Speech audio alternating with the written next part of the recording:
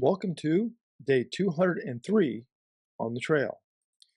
We have four readings for today from Mark chapter 7, verse 24 through 8:13, 2 Samuel 18:33 through 19:23, the Song of Solomon chapter 8, verses 6 through 14, and 3 Maccabees 6, verses 16 through 41. In our reading today from the Gospel of Mark, we have three important stories. Therefore, we will focus our time here.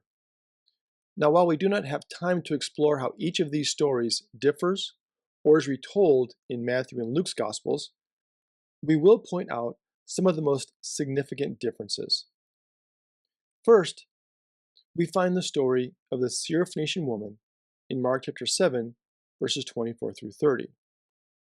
It is important to note that this story takes place in the largely Gentile region of Tyre and Sidon.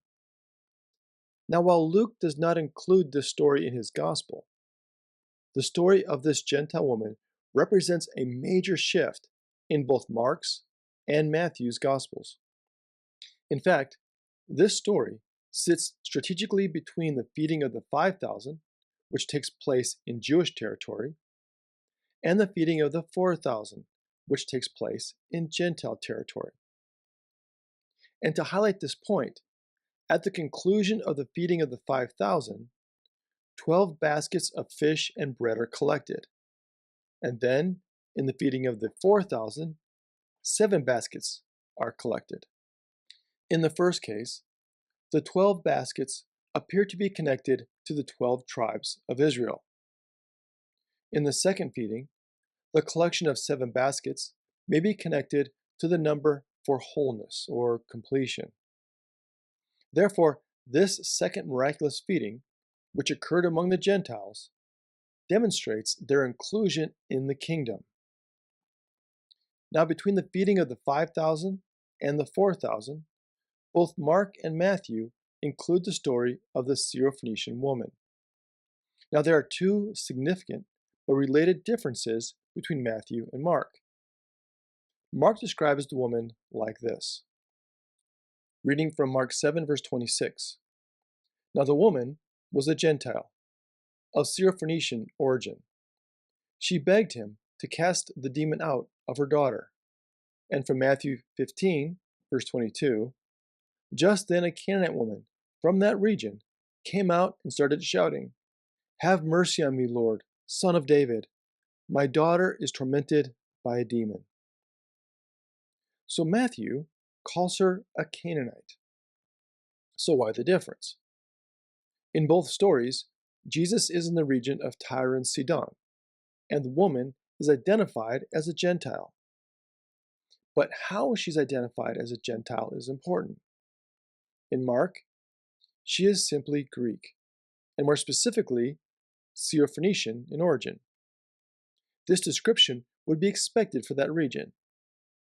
Matthew, however, by calling her Canaanite, is going to focus on an entirely different approach and focus for the story. The term Canaanite is out of place for the first century. As you may recall, the Canaanites were the people living in the land during the time of the patriarchs, Abraham, Isaac, and Jacob, and were displaced by the Israelites during the conquest of Joshua. In many ways, they were not only viewed as pagans, but also as enemies of Israel.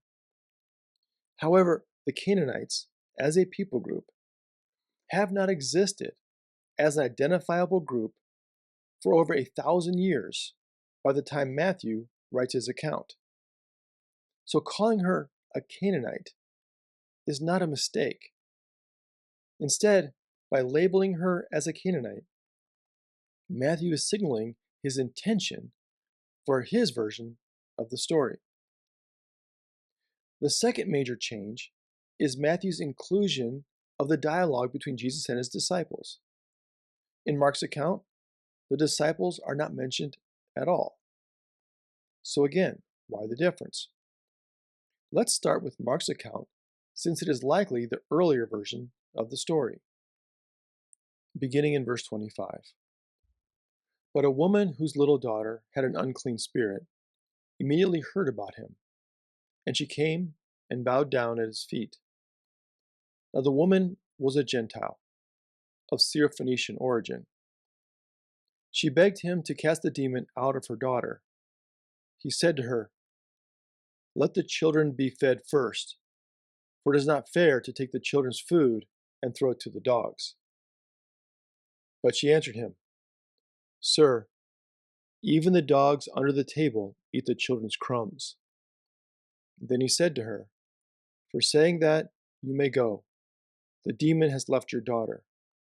So she went home, found the child lying on the bed, and the demon gone.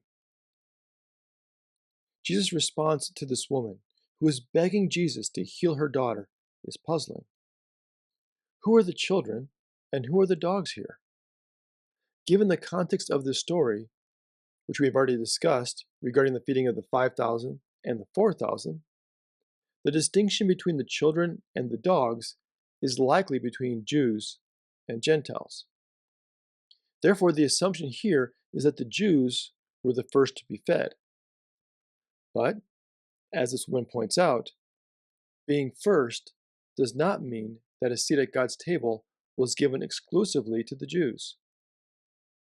As we see at this critical juncture in the gospel, the kingdom is open to the Gentiles, and this story stands at the center of that movement.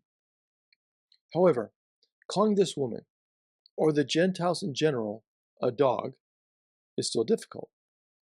Some commentators have tried to soften Jesus' words by saying that he was describing a pet or a household dog that had been waiting for scraps to fall under the dinner table. However, this is highly doubtful. Instead, the force of Jesus' statement is in its harshness and its contrast to the children.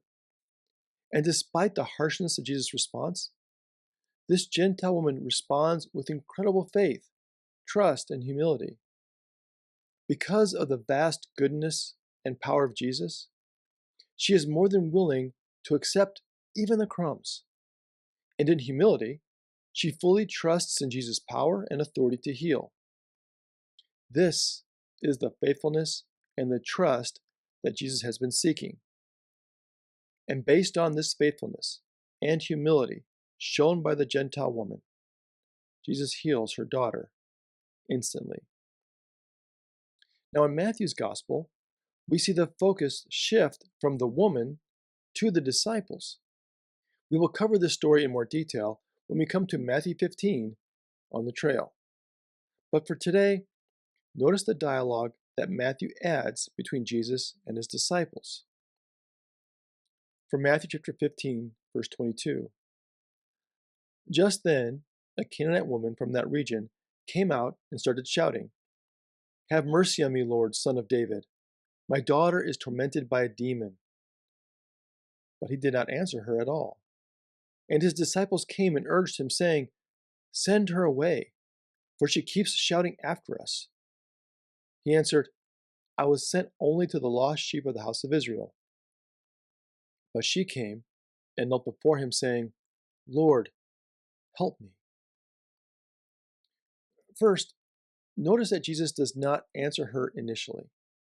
As we saw in Mark, the treatment of this woman seems harsh, and the disciples would have noticed. After all, as Matthew suggests, they see her as a Canaanite, an enemy or an outsider.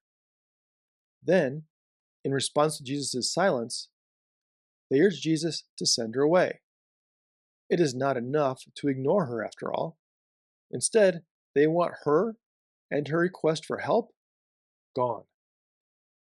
In this exchange, we see the disdain that the disciples have toward the Gentiles. They see them as their ancient enemies. Now, Jesus' response to this request by the disciples to send her away is the crux of Matthew's focus. Matthew chapter 15, verse 24. He answered, "I was sent only to the lost sheep of the house of Israel." Is Jesus saying this to the woman or to the disciples? While it is possible that Jesus is saying this to the woman, it seems more likely that he is addressing the disciples, since they are the last ones to speak to him in the story. If so, perhaps Jesus is agreeing with their prejudicial view of the Gentile woman to teach them an important lesson. Again, as with Mark's gospel, this story forms a dramatic shift of Jesus' mission from the Jews to the Gentiles. So we might expect a dramatic turn in this story itself. Now recall the story of David and Bathsheba, when the prophet Nathan goes to David to confront him of his sin with Bathsheba and in the murder of her husband Uriah. Nathan begins by telling David a story, and it was a story of a rich man who took the beloved little lamb of a poor man to slaughter and serve to his guests. Nathan uses the story to lure David into seeing his own sin. And then when David reacts to the injustice, wickedness, and selfishness of the rich man in Nathan's story, Nathan turns to David and says, "You are that man." David's recognition and reaction to Nathan's story opened his eyes in a powerful way. I believe Jesus is doing something similar here with his disciples. Their prejudice of the Gentiles would have been incredibly difficult to overcome. In fact, we see this struggle in the book of Acts and the writings of Paul. Therefore, like Nathan, Jesus gives the impression that he agrees with the prejudice of the disciples, and even treats this Gentile woman as the enemies that the disciples believe that she is. But then, when the disciples are brought into Jesus' ruse, the woman responds to Jesus with incredible faith. Verse 27. She said, "Yes, Lord, yet even the dogs eat the crumbs that fall from their master's table." Despite Jesus ignoring her at first, and the disdain of the disciples, this Gentile woman's response is full of faith and humility.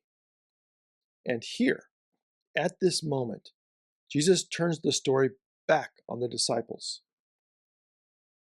Verse 28. Then Jesus answered her, "Woman, great is your faith. Let it be done for you as you wish." And her daughter was healed instantly. She becomes the example of faith for the disciples. And not only does Jesus heal her daughter, but he does so instantly. Now, there's one other healing in Matthew's gospel that is done from a distance, the healing of the centurion's servant in Matthew chapter 8. In that story, a Gentile again demonstrates a humble faith that leads Jesus to make this proclamation. Matthew chapter 8, verse 10. When Jesus heard him, he was amazed and said to those who followed him, "Truly I tell you, in no one in Israel have I found such faith." Once again, the humility and faith of the Gentiles becomes a model for the earliest Christians. And so may we too demonstrate this kind of faith. And thank you for joining us today. Until next time, stay on the trail.